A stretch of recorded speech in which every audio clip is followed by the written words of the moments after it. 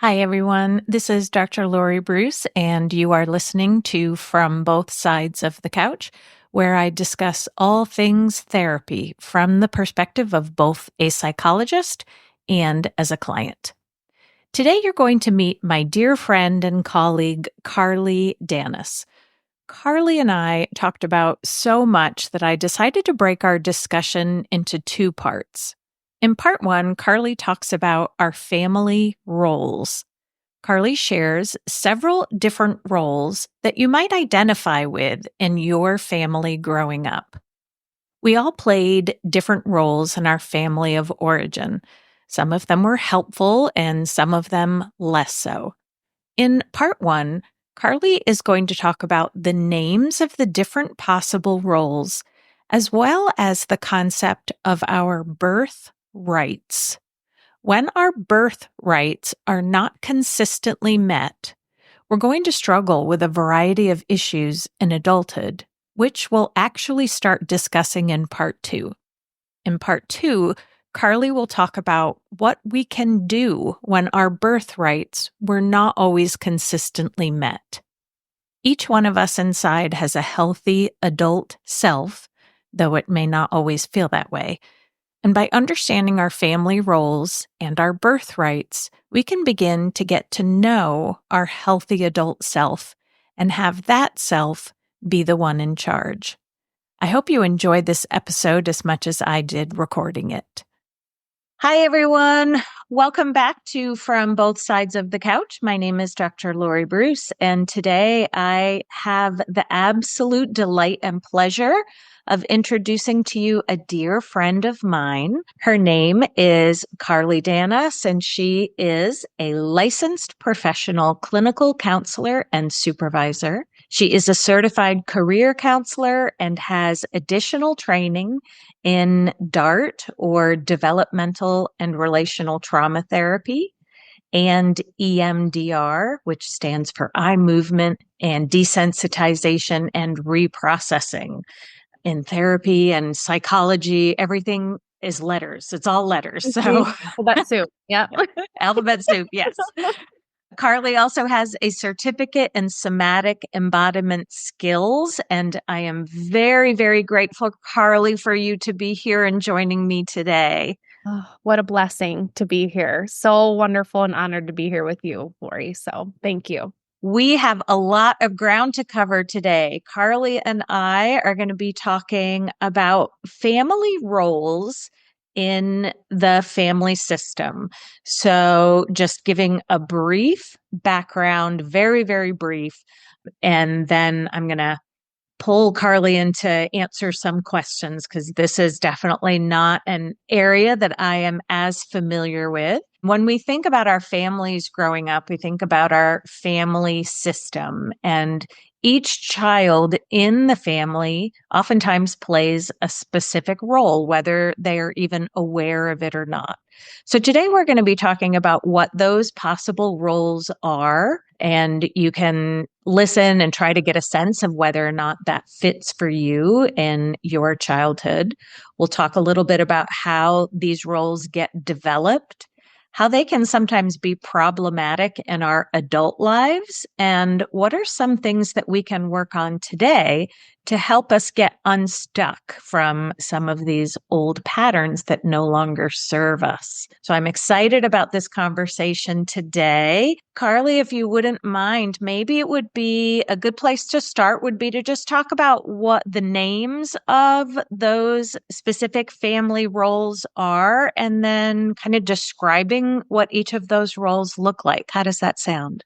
Yeah, that sounds great. I'm going to, for reference, I'm going to be speaking from a DART lens. So again, that's that developmental and relational trauma theory lens when I am speaking about these roles.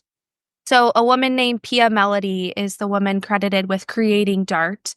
And since then, several other practitioners, namely in our area, Rick Butts and Jan Bergstrom, have pioneered and continued on her legacy in DART theory. And so these are the names that I just feel important to give credit before I launch in. Absolutely.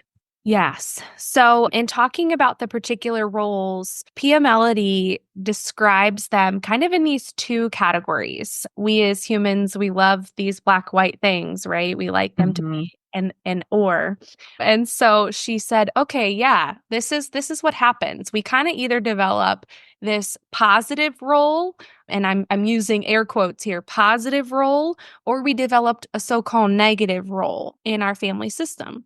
And there are kind of an amalgamation of categories, but she's boiled it down to a few. And I'm going to even boil it down a little bit more because we could be teasing out family roles for years. Yes. The complexity of family, right? So, Absolutely. Well, that's a good construct though to start with in terms of what are the ones that look, and would you say positive meaning like adaptive and negative meaning maladaptive? Is that another way to put that? we actually mean this in Dart World. We call anything that has transpired as a part of your sort of childhood programming adaptive. And so you are adapting to a system, excuse me, that you grew up in, right? So when we actually speak of positive and negative, we're actually talking about sort of the colloquial understanding of those terms. So what we think of as positive and negative, not necessarily maladaptive or adaptive. They're all adaptive, but they are either positive, they look good, quote unquote, or they look Hmm. bad, right? And Yes. So that's helpful. So I like that idea. And I want to emphasize that all of these behaviors, even the so-called negative ones, were adaptive in some way, meaning that they were trying to solve a certain problem or solve a role, provide a certain specific role within the family. exactly. So that's where these roles kind of developed from, right? And so looking in her, I'm going to start first with the positive roles. And I think that the titles of the roles are naturally telling, but I'll give you kind of a summary of each.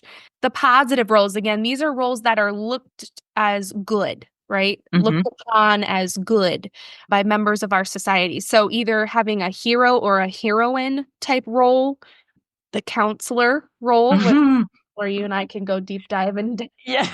I was just going to say, not that I know anything about anything that about at that at all. all. Yeah. The surrogate partner or the surrogate parent. So Mm. that's another one. The mediator, right? Hmm. So that's a big one. Okay. And then the mascot, which I think that's a really unique one. I had Yeah. heard about until I was introduced to Dart theory and to Pia's work. But those are the ones that I want to start with. And so let me kind of go back and break those down for a minute. Hero and heroine, it sounds exactly what it sounds like. This is a child that is either one, it's a child that is what we call pedestalized, Hmm. are the sort of they can fix it all, they can manage it and do it all, right? Oh, they're doing so wonderful in school. They are the hero of the Hmm. family, right? You can also see this as I feel like everybody needs saving in the family, or there might be a lot of people in the system that are really struggling. And so a hero child steps in and feels like they have to save the day. Okay. So I have a lot of clients that I'm thinking of now as you say that feel this incredible sense of responsibility, Yes. that it's their job to protect, to save, to take care of. And whereas some of their other siblings are out off doing their own thing, feeling no sense of obligation. So you would say the hero child either could be a child that is being looked at in a very almost overly positive light, Yes. and or a child that feels this sense of responsibility to be the hero or the savior of the family. Exactly that. And that's an important clarification because these roles, I mean, they're in a category for a reason. They intermingle, right? So we Yeah. can all fit into parts of each of these roles, right? But what separates a hero, at least to me, what separates a hero from, let's say, a surrogate parent or a surrogate partner is it's I feel like I need to save something. I need Okay. I need to be the one, right? Yeah. As this. Yeah. Right. If I don't do it, who will? Yes. Yeah. Right. Okay. Then I'll kind of jump to that since we're on this idea of the surrogate partner or parent. I'll come back to counselor in a minute. Okay. Surrogate partner or parent, exactly what it sounds like, right? So surrogate partner, meaning you might have had, a parent that was absent. This could be a single parent situation. It also could be maybe mom's at home, the nuclear family, right? Mom's at home, dad's off working all the time. It could also be that like you lost a parent, or maybe dad travels a lot. So Hmm. that could be a part of that. So surrogate partners, that means that I am stepping into this role as a partner to my parent. Okay. Okay. That's a little different than the hero, right? But I have to step in and I have to be there emotionally, mentally, physically for the parent in the household. Yeah. Yeah. Interesting. And so you can see how there certainly is some overlap with the hero and that responsibility piece. Yeah. But what I'm also hearing is, as you describe it, it's more of a partnership or equality and power. Yeah. Oftentimes I'll have clients that will talk about early childhood memories of maybe one parent talking to them about the financial stressors or talking to them about the challenges that they're having parenting one of their siblings, almost as if that child, meaning my client, is the spouse to try to even manage some of these more adult responsibilities. Exactly that. And usually, so I will say the surrogate partner is usually accompanied by surrogate parent then in that situation, right? That's if the household has children Hmm. um, in that home. So if you are stepping in as a surrogate partner and you have other siblings, right? So me as a child stepping into, I'm going to play this role with my mom or with my dad, and, Hmm. and there's other siblings in the house, but maybe mom or dad is off work. Again, maybe it's a single parent situation, right? Hmm. And so I am the one getting the kids ready in the morning. I'm the one taking them to kindergarten, right? So that's that pseudo parent role that is Okay, that makes company. perfect sense. So then the child is the partner to the parent, Yeah. but the parent to their siblings. Yes. And it can get even more complex from there. So And it's like, and wait, there was um wait, there's more. Yeah. You can also have a surrogate parent, and I've seen this a lot. And in fact, I actually just today had a client, who was an elderly client, but their son really kind of parents them, Mm. right?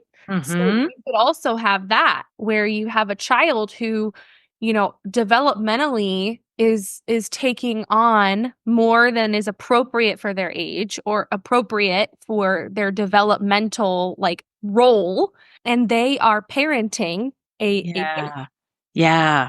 This happens a lot in addiction, right? A lot in addiction. Excellent point. Excellent point. So, yes, I never thought about that. Yeah, if you have a parent who's really struggling with alcoholism or another type of addiction, and here you are as a teenager or, even a middle schooler feeling this sense of, okay, I need to take care of them. I need to make sure they're safe. I need to, be a parent to their own parent. Exactly. So that's the complexity and the like as therapists, right? It's like I find it yummy. Like, oh yes, let's dissect that. Yes, More, there's a right? lot in there to unpack. I say Yeah. that a lot. So much. Right. But that is really the significance of these roles, is that because we're talking about a family system, this can play out, right? Like I might be surrogate partner, and then I might also be surrogate parent to one Mm, particular sibling, right? But maybe you have like 10 years between you and another sibling, and that hmm. older sibling was pseudo parenting you, right? Ah, So see yes, how we could take this in a million different directions. It's just helpful to absolutely. understand what role am I slipping into that was programmed into me, as a part of Yes. the system. Beautiful, beautiful. Okay, so we'll definitely get to that when we start talking about what do we do with all this Yep. information. I promise, to the folks listening, we will get there. Yeah. So right now it's about understanding the different roles. You've mentioned the hero or heroine. Is that also the same as the golden child? I think I've heard that term before. I don't know Mhm. if that's different research or different paradigm. Yes, it is. It's Okay. parallel. It's not so the term the golden child is not in dart theory, but that's exactly what we're talking about with a hero or a heroine. Okay. Mhm. Awesome. So you've talked about the hero or heroine. We've talked about the surrogate parent. Yep, Third one you mentioned was the counselor. the counselor. Okay, I'm a little nervous, but go ahead. I know. So this is, I know, like seriously, we could probably do a series, honestly, Yeah. uh, on this. But the counselor role. So this is where, and it can be, I am the counselor to my parent. I am the counselor to my younger sibling. It could be varied, right? Mhm. But the counselor role is in the title of I am that person's emotional support person. Mhm. I'm Yeah. being relied upon for emotional validation and support and guidance, Mhm. right? Mm. And you can see how this sort of bleeds into surrogate partner Yeah. or surrogate. And hero. Yeah, that's Yeah. like they all play into each other. Um, Yeah. but yeah, so counselor is more thinking of it like in that clinical way. What do? I go to a counselor because I have an issue and I need someone to solve that or I need someone to help me cope with it, right? Yeah. That is that role in the family. Yeah. That is so fascinating because what it does for me, it makes me think about and want to go down a whole rabbit hole, which we won't today, but maybe we'll have you come back for another episode. Love it. the What I start to think about is what are the temperaments or biological predispositions that children have that set them up to be more vulnerable to take on one role or another.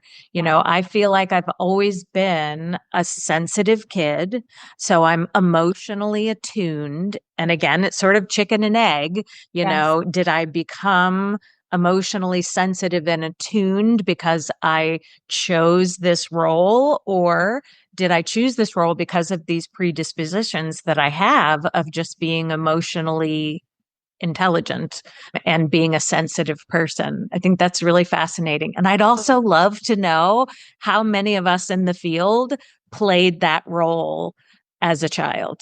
100%, Yeah. right? We could take a poll. Yeah. Somewhere they're probably more in the positive roles. Not always, but probably more in the positive role in some regard, right? Yeah. Feeling like I have to give to or caretake for. Yes. Yeah. Yeah. Oh my gosh, we should totally do that other episode. Love And it. that opens up a whole nother web of like, but then you have to talk about all the surrounding circumstances, right? So you have to Exactly. talk about, okay, was it temperament or was it the environment? Was it this incident that happened? Yeah. Oh, we could Right. go down Yes. a rabbit hole. Okay. Deal. We'll do that. Yes. Love. Um, so that's the counselor. I feel like that one's kind of very straightforward. Yeah. The same with mediator.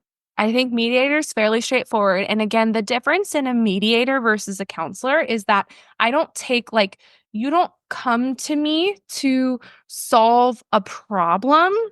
You are more so the person in the family that does, I kind of like to think about it like translator. Like Mm. is the translator between, Yeah. right? So if dad and son don't get along, right, and their personalities clash and or there's a long history of XYZ there, mom may be the mediator. Mom may be the person that's the go-between. Yes. Fascinating. That is really, really useful. And it makes me think about less so my family of origin, but actually the role that I often play in my family with my children. Mhm. Like I know that I have definitely played that role of trying to smooth the edges of Yes. conflict between, say, my kids with each other or my kids with their dad, and sort of being the translator. Like, maybe even though that's what they said, I wonder if what they really meant was. Yes. Yeah. So that's really interesting to think about, not only your role, your childhood origin role, but also even your role with your own kids. Yeah, I think that's a really good point too, because my question to that would be, when did that start? Yeah. When did that start with you? Yeah. I that's a really good question, because I don't really have memories of doing that as a child. I definitely have memories of the counselor role. There's no doubt about that. Yeah. But I can't think of really playing that role in childhood. It's really more adulthood, I think. Yes. And so that would be your tell, right? And this speaks to it again, another podcast, another point, but the whole idea of in my family system, right? This is me nerding out a little bit, so excuse me. Yeah, But please. basically, and I forgive me, universe, because I don't remember who exactly told me this. But if there's 10 years between siblings, or a space, like a large gap Mhm. between either you and your parent, or etc., I can kind of split it up in a variety of different ways. And then furthermore, you're looking at your nuclear family, the one that your family of origin, but then the one that you might have created. You look Mm, at maybe your siblings' nuclear family. All of these are separate family systems, right? Like they're in their own mhm. silo in a way. Mm, And yeah. so you play a different role as each family system evolves, Oh, wow. right? So that's why I'm like nerding out. And I'm remembering, I believe it was Rick Butts who told me this, because, and my mom and I actually agree on this, that there's 10 years between me, or 11, I'm sorry, 11 years between me and my youngest sibling, right? I'm Uh-huh. 4. And so my brother is 11 years younger than me. And we are two separate family systems. And then Oh, all of us together are one big family system. very cool. I like that analogy of the silo. One, because I'm really enjoying that show right now on Apple. But Or also I think it's just a good metaphor for, how these things develop. Very cool. yeah. So you can kind of slip into that, right? In Yeah. different systems that you have in your life. Mhm. Awesome. Okay. So though, did we cover all the positives? We got one more, and Okay. it's the most complex-ish to understand, I think, Okay. is the mascot. So Oh, yes. I had not heard of this. I don't know what at all this means. Right? So when we think of the mascot, like think of like the family cheerleader. Oh, okay. So the initiative driver, the let's get stuff done, in other theoretical terms, we would call this approach coper. Someone who is approaching the problem, or somebody that's like, let's go, let's keep getting this thing done, let's handle it, kind of very Interesting. positive or Okay. overly positive, right? Okay. Yeah. Because they want to keep the team together, Yeah. or they want to keep everyone motivated toward growth, getting better, Yeah. resolving problems. Also, could be so again, they split, there's different versions of this. It also could be kind of like the family representative, right? Okay. So, like, if I could be kind of the mascot, meaning the person that's in the family that sort of these, remember I'm talking about these silos, right? I Yeah. could be sort of the representative to these different family systems and cheering on the whole collective family to sort of get Yeah. everything together, right? Or Yeah. the person that breaks the ice, you know? Mhm. That's the mascot. Interesting. It reminds me, my cousin once talked about that she felt like that was something she did in her childhood, or her origin family, is sort of make the joke or break the ice, Yes. or and so it's interesting you said that they feel like their job is to cope, but could they also serve the function, the mascot, of smoothing things over, even if that means not having tough conversations? 100%. And I think Okay. I almost think about this visually as like the, hey, look at me over here, Yeah. right? I'm cheering over here, Yes. right? So that distractor, uh, Yeah. yes, 100. Yeah.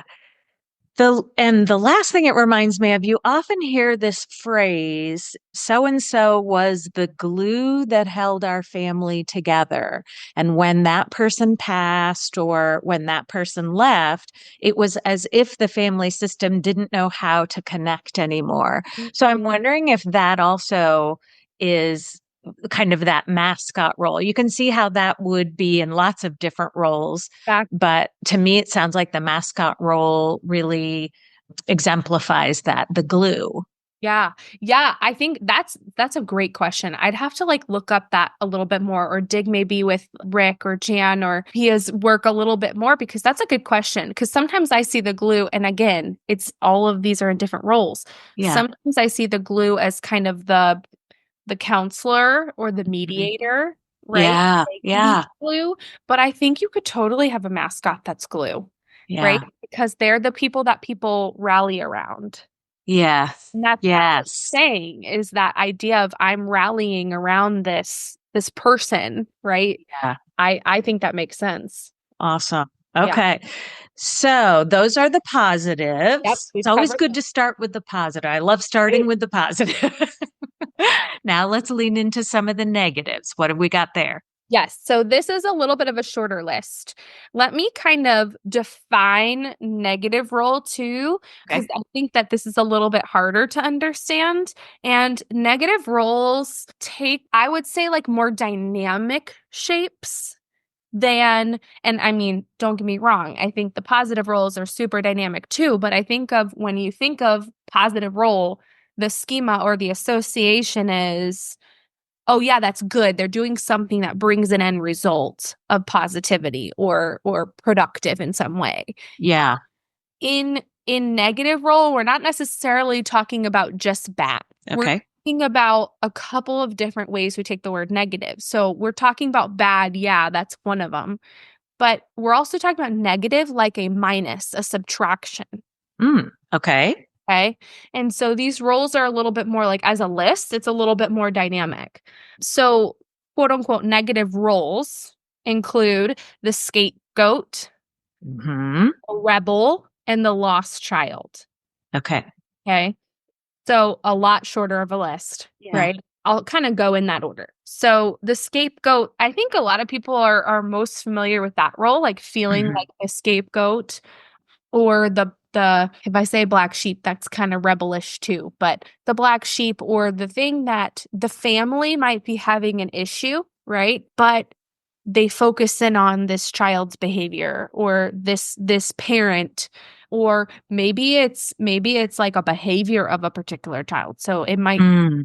the person who struggles with addiction in the family, they may be the scapegoat for a family system. Okay.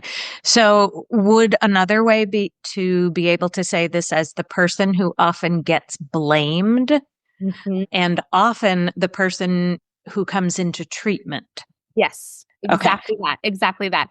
So if I'm talking to my fellow therapists out there, this would be the quote unquote identified client, Okay.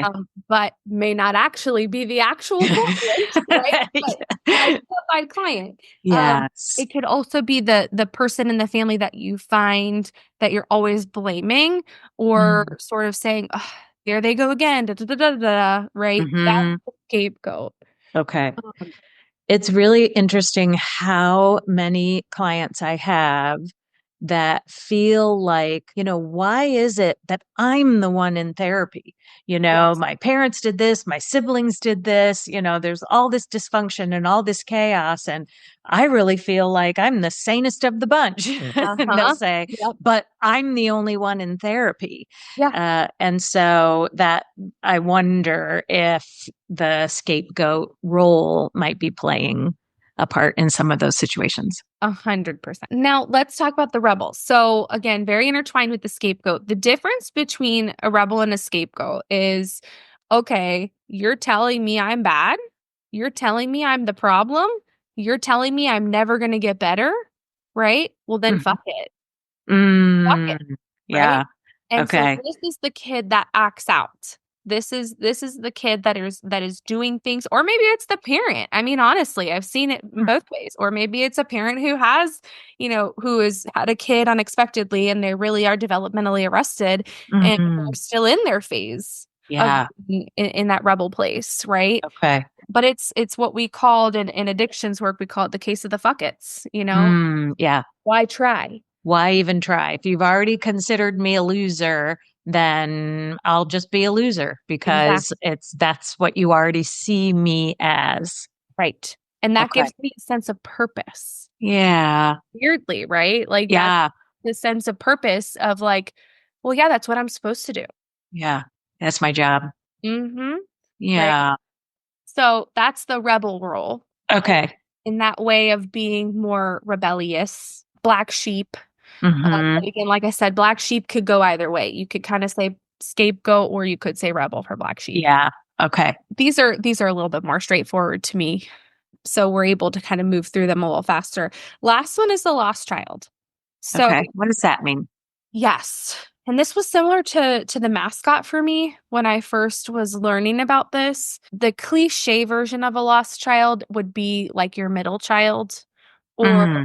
your maybe in some circumstances like your youngest child if you have like a large family Hmm. and they're the kid. I've seen that play out a lot. So like let's say a family has like 6 kids, right? Yeah. Or 10 or 12. Yeah, who Yeah. knows, right? And so the Yeah. parents at this point have like parented a ton. They're done. I'm done. Sorry, I shouldn't laugh. I'm just imagining after 2, I was like, okay, that's it, Yep, I'm done. So now, exactly. yeah, imagine Yeah, having 10 or 12. They yeah, they pieced out a long time ago. Yeah. exactly. They're like, I can't do this. And Yeah. and so that's what we think of with the lost child is like the Okay. parent, or maybe a parent passes to bring the mood way down. But like, this is basically a child who, for some reason, amongst the family system, is leans more into having experienced neglect in some way.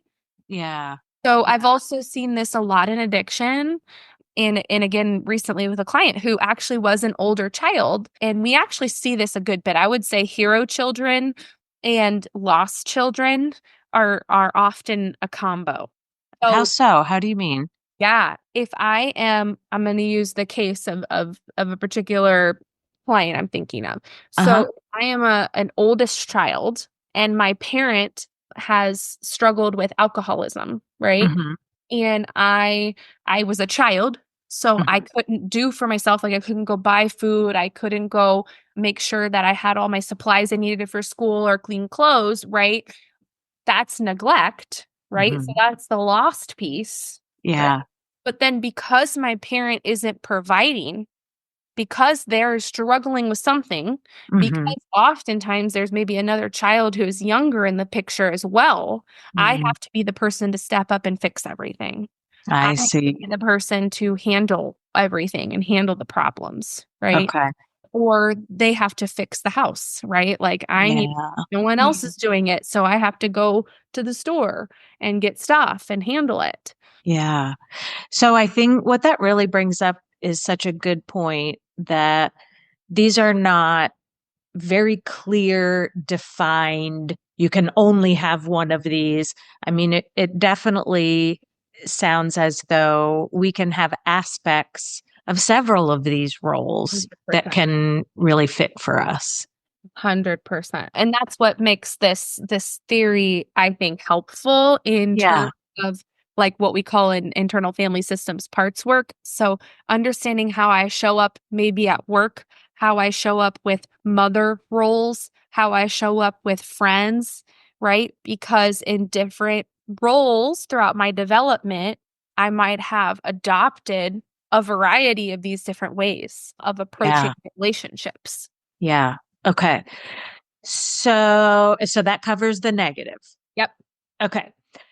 So, as people are listening, and my guess is they're going to be hearing some things like, oh, that sounds a little like me, or oh, that definitely sounds like me, or definitely not. And they're sort of understanding a little bit about how they may have gotten aspects of these roles. Mm. Could we talk a little bit about how some of this shows up in adulthood? What does this look like? And more so in the ways that can be problematic. Yeah, great question. So again, I'll kind of speak from a DART theory, that developmental relational trauma theory lens. In DART, we look at, okay, here are these 6, what we call birthrights, these 6 innate qualities of being human that somewhere along the line get skewed. They become what we call the presenting problem of today. Okay. Without going into over detail about the theory, I'm going to use these kind of principles as a guide for how these roles show up as adults. I'm wondering, Carly, because I have a little bit of familiarity with the birthrights, I'm wondering if it would make sense to at least first start with describing what those birthrights are, and then we can go into how it might show up in the roles. Does that make sense? Makes total sense. Okay. So let me just kind of go one for one at a time. So the first one is that we're all born valuable. So innately out the womb, I have value. And the way that we see this in DART theory is that we are all born with same as value, meaning that I am same as you. You are no better. You are no less than me. Same as. Okay. So it's the birthright number 1. We're all born equally valuable. Yep. Perfect. Birthright number 2 is vulnerable. We are all born vulnerable and requiring protection. So Okay. that's an important thing to capture. Yes. So every human is born vulnerable, and that we need protection from the environment, from the elements, from the world. And what I do think is really interesting about this birthright is that humans have the longest period of time of vulnerability than any other species. So, when you think about how long does it take when you have puppies, they pretty much can be on their own and make it in the world at 8 weeks. They don't need their parent 8 weeks later. But humans, out of all mammals, have the longest period of time where we are, in fact, vulnerable and we're unable to take care of ourselves. Yeah. So that's just fascinating. aside. Yeah. That. Yeah. I think you're so right.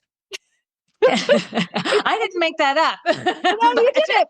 Well, you're so right. But I think it's interesting. Yeah. And it's like, gosh, there's so many years that it's so freaking long. Yeah. Before you can actually launch. Yeah. Right.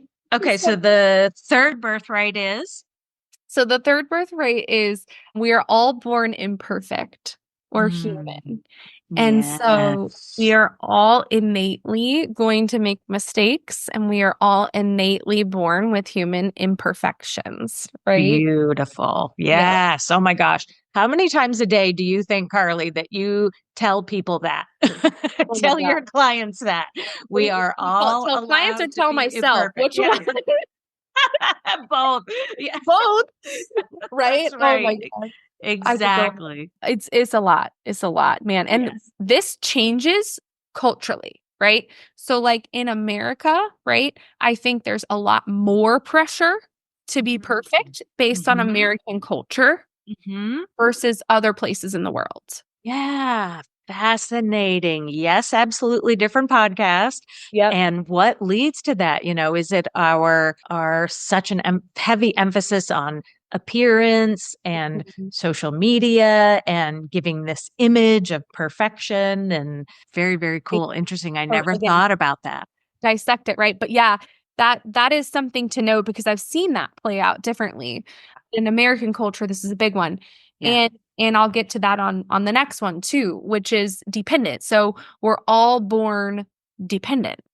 And I think what's fascinating, right, is that we are the United States of America. We have Independence Day. We're all about independence. Yes. Yes.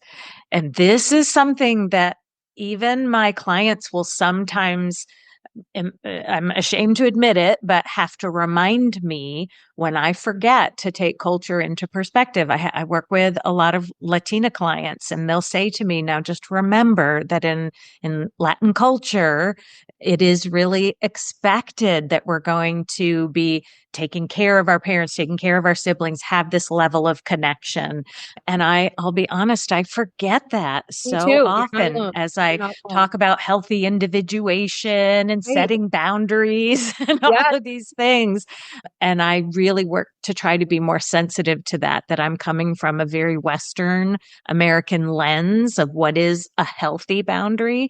And that my definition of a healthy boundary is not necessarily what someone's healthy boundary is from a different culture.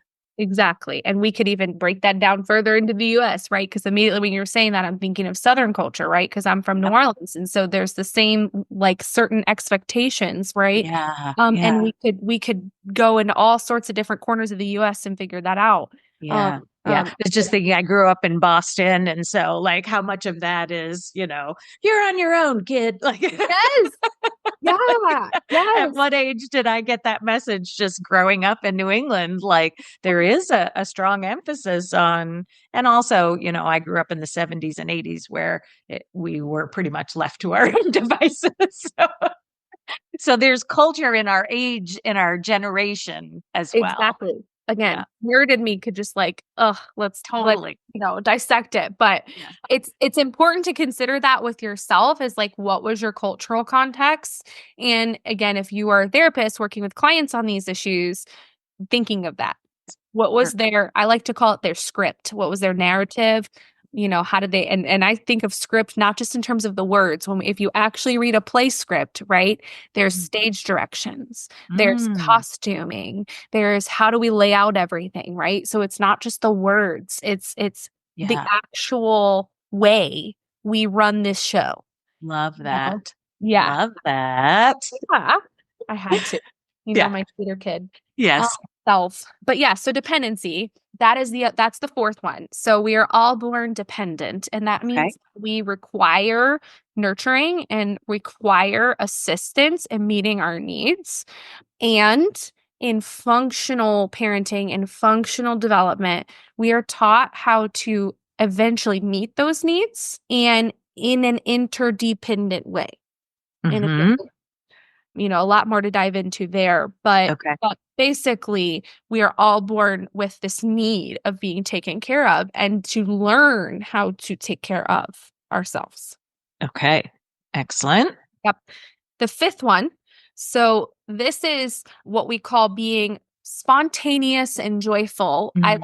I like another school of thought of this is like moderation. So we are all born needing to learn how to moderate, but we are born with this innate spontaneity Mm. and natural ability to have joy and experience joy.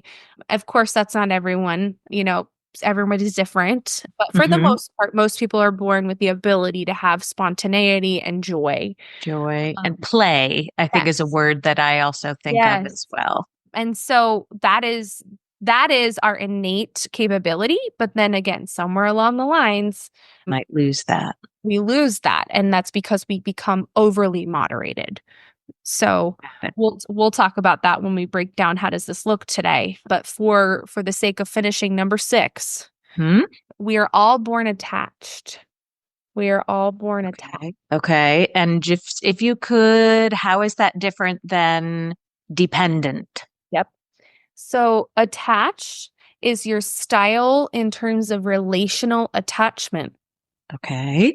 Dependency is how am I meeting certain needs? Or I think of dependency like more practical, right? Okay. Like, did I learn to tie my shoes? Did I learn to brush my teeth? Did I learn how to have good social skills? Those kinds of things. Okay. Attachment is more subconscious.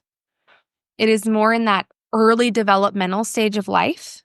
So we're looking around 0 to 6 in terms of Mhm. age.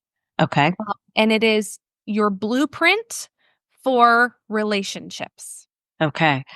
And so securely attached, we would just say, if all things go well and Yep. we're lucky to have parents that are consistent, a secure attachment would mean that we expect that that parent is going to be there when we need them. Exactly. And Okay, they teach us how to have both confidence in ourselves and rely on others where needed. got it. Yep. Okay. So very helpful, Carly. Thank you so much for just kind of going through the 6 birthrights. These are fundamental rights that we are all born with. And then if things don't go ideally, Mhm. then our family roles are going to show up in what ways? Thank you for listening to part 1 of 2. I left you hanging there on purpose just to give you a little nugget of what you should expect in episode 2. Hopefully, today's episode will leave you with some thoughts about what your own family roles were growing up and how they might be presenting today. I'd encourage you also to think about this concept of birthrights. Were there any birthrights of your own that were not consistently met? Think about that because in part 2, we're going to dive deeper into what that might look like for us in adulthood and what to do about it. See you then.